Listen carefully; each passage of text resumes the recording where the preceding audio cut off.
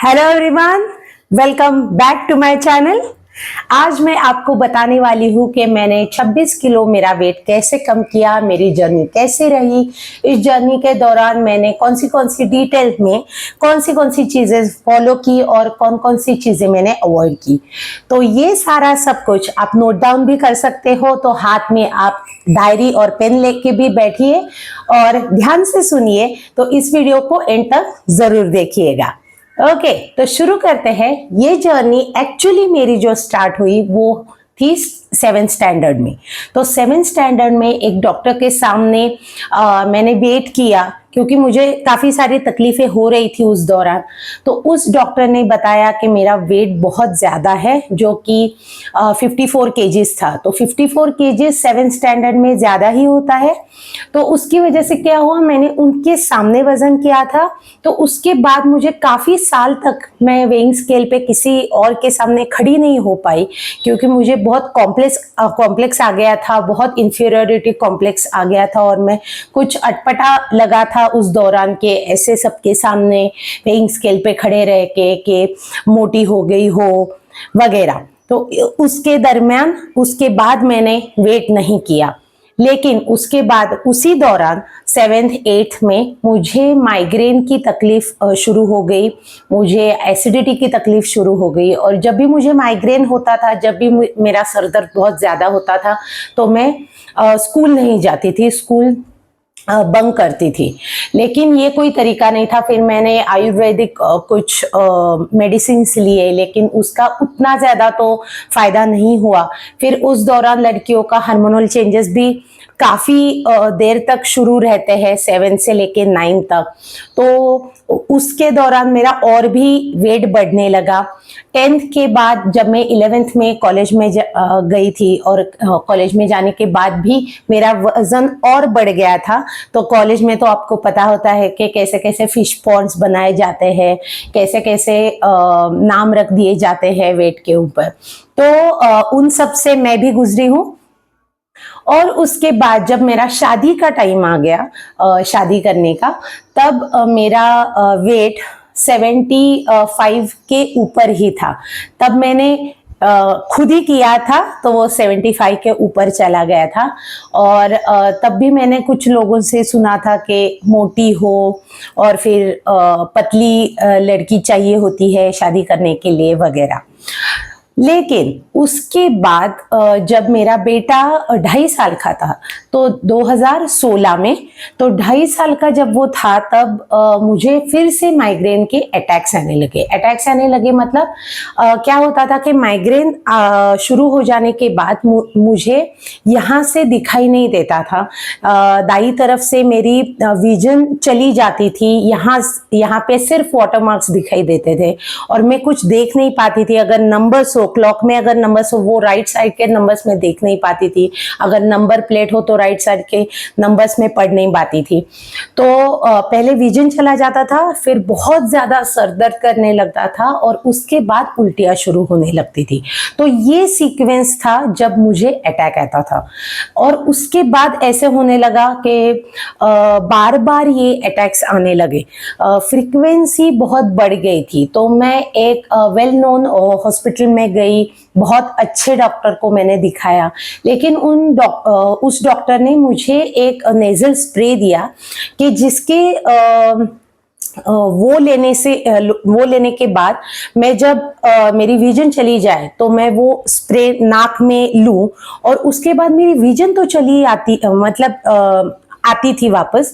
लेकिन बाद का जो सरदर्द है, बाद का जो मुझे उल्टियां शुरू होने लगती थी, वो तो सारा सब कुछ वैसे ही था। सिर्फ ये फर्क था कि मेरी विजन वापस आती थी।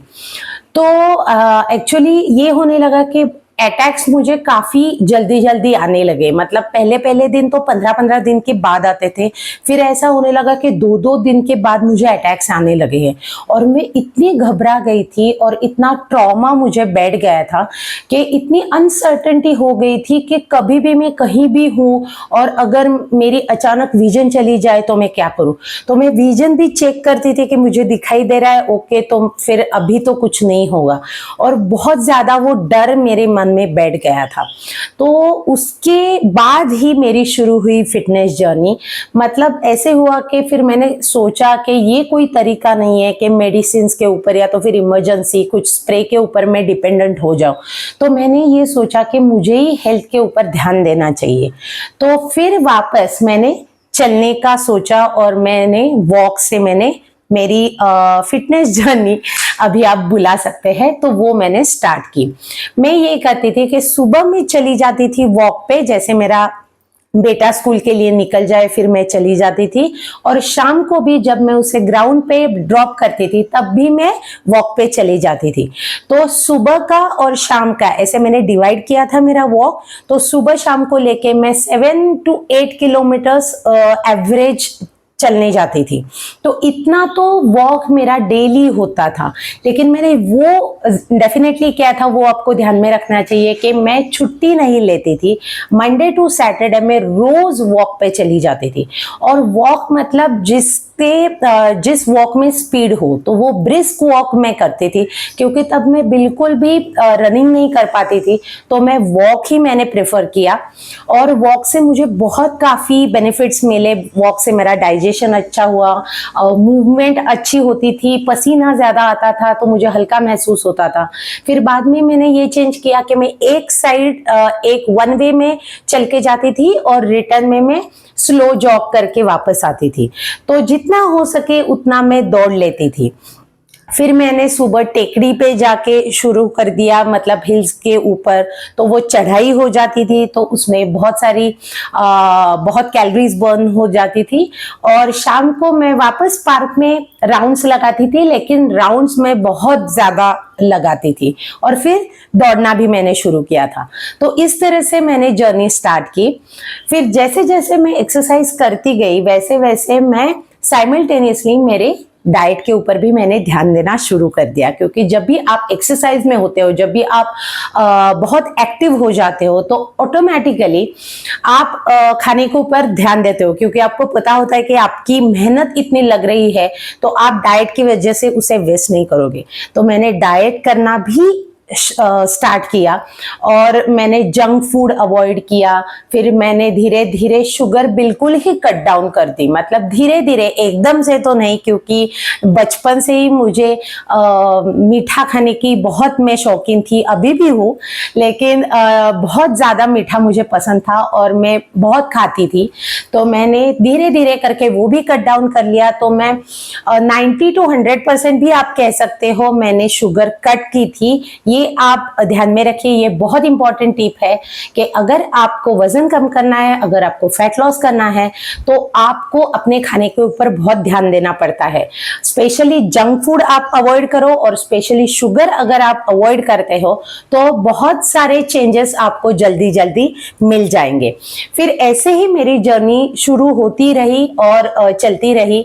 और फिर बाद में मैंने यूट्यूब पे ही जो अलग अलग एक्सरसाइज वीडियोस आते हैं उनसे मैंने फंक्शनल ट्रेनिंग वो भी सीखा, और वो खुद से करने लगी।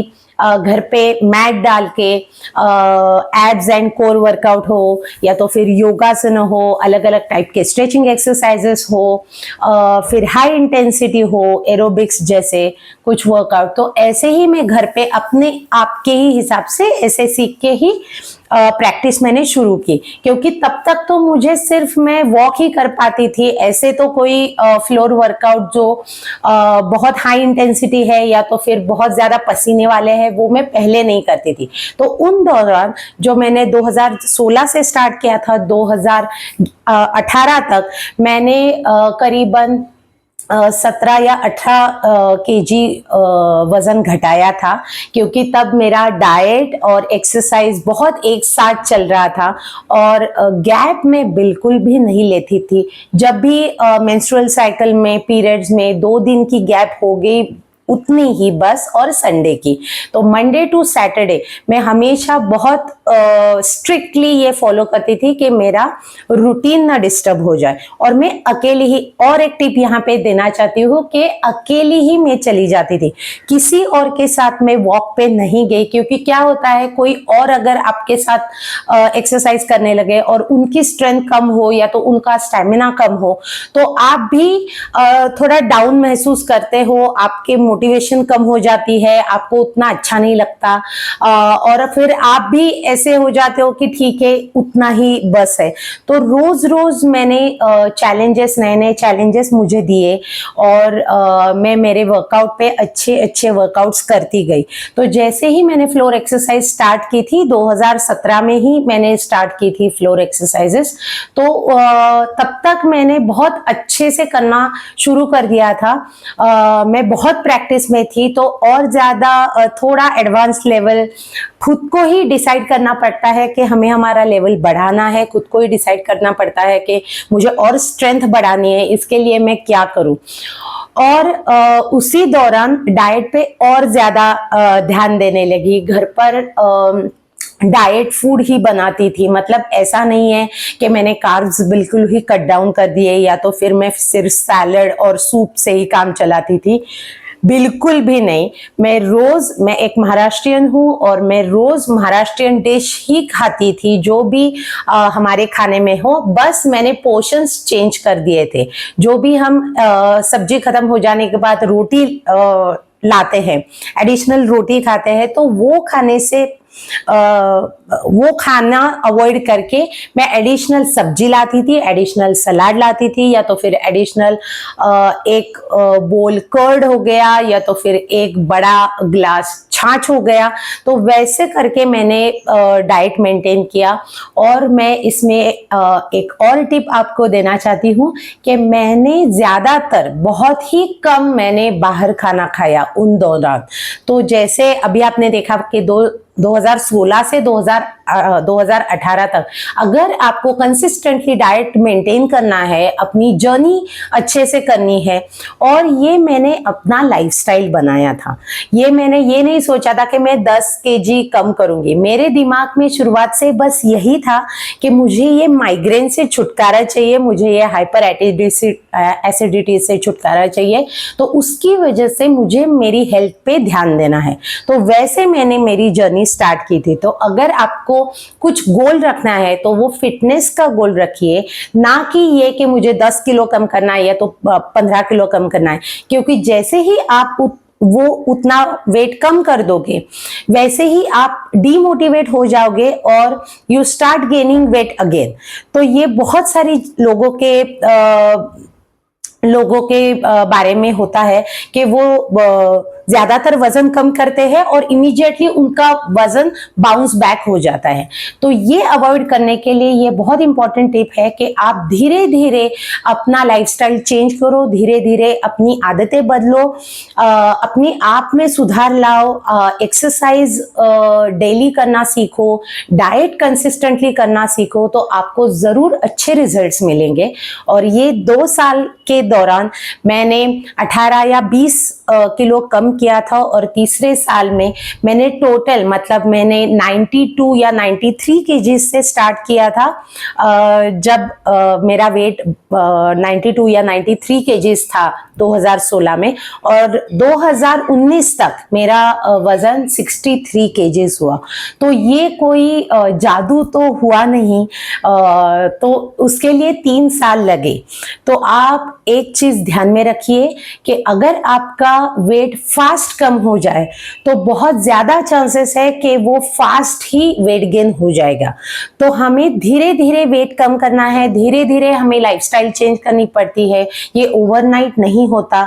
ये एकदम से अगर आप सब कुछ खाना छोड़ दो तो फिर आप 2 महीने के बाद सारा सब कुछ खाना खाना शुरू करते हो, क्योंकि इतनी क्रेविंग बढ़ जाती है। तो हमें धीरे धीरे क्रेविंग के भी ऊपर सक्सेस पाना होता है, और धीरे धीरे हमारी लाइफस्टाइल इंप्रूव करनी होती है।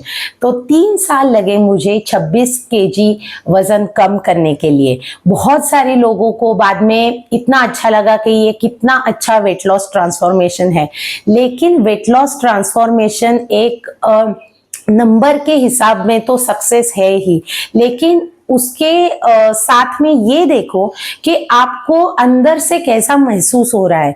अगर आपकी पूरी स्ट्रेंथ ही चली गई सिर्फ डाइट की वजह से, अगर आप वेट लॉस करोगे तो आपकी पूरी स्ट्रेंथ निकल जाएगी।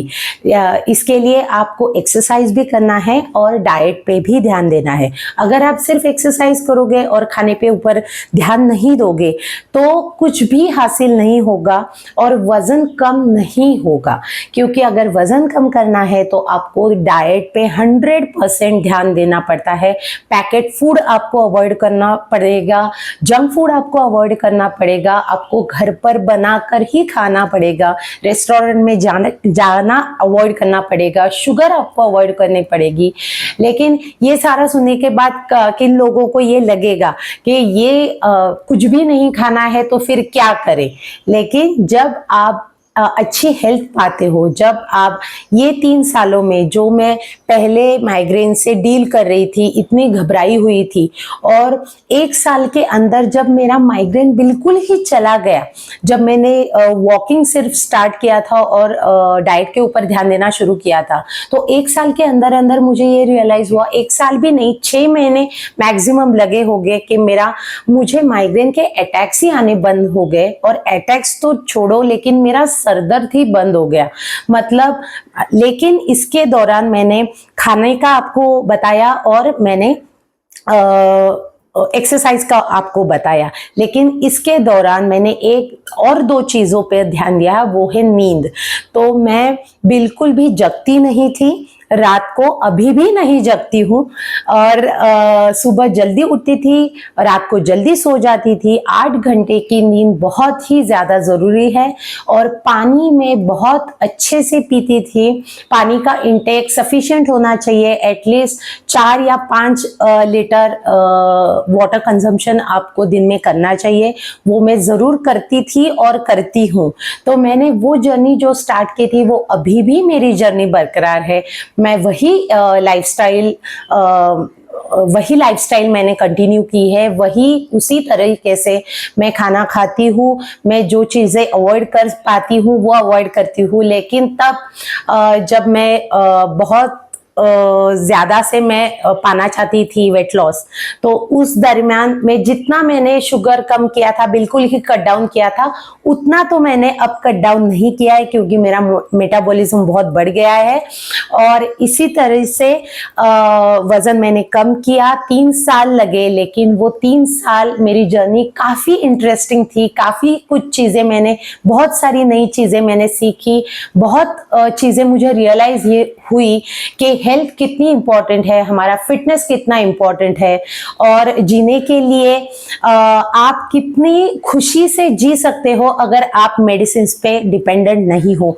तो ये बहुत ही इम्पॉर्टेंट टिप है कि अगर आपको अच्छे से जीना है, बहुत फ्रीली जीना है, अगर आप कुछ भी करना चाहते हो वो कर सकते हो, तो इससे ज़्यादा और खुशी और कोई नहीं। तो ऐसे ही मैंने वेट लॉस किया, और सस्टेनेबल वेट लॉस के लिए भी आपको यही जर्नी कंटिन्यू करनी पड़ती है। ये भी मैं अपने एक्सपीरियंस से बता रही हूँ, क्योंकि 2019 के बाद मैंने आज तक 2024 तक मैं वही लाइफस्टाइल जी रही हूँ। वैसे ही मैं एक्सरसाइज करती हूँ। अब तो मेरे फिटनेस बैचेस भी है। मैं बहुत सारे लोगों को वर्कआउट सिखाती हूँ और उनको हेल्थ का इम्पोर्टेंस बताती हूँ। तो वो अलग ही खुशी है कि मैं कुछ तो उनके लाइफ में कंट्रीब्यूट कर रही हूँ, अच्छा कंट्रीब्यूट कर रही हूँ, जिसकी बहुत ज़्यादा अभी ज़रूरत है। तो खाने पे ध्यान दीजिए, और ऐसे ही हमारे इंटरेस्टिंग और वर्कआउट्स और लाइफस्टाइल और हेल्थ बेनिफिट्स, हेल्थ टिप्स जानने के लिए हमारे चैनल को लाइक कीजिए, शेयर कीजिए, सब्सक्राइब कीजिए, और अगली वीडियो में मिलते हैं। तब तक के लिए बाय बाय।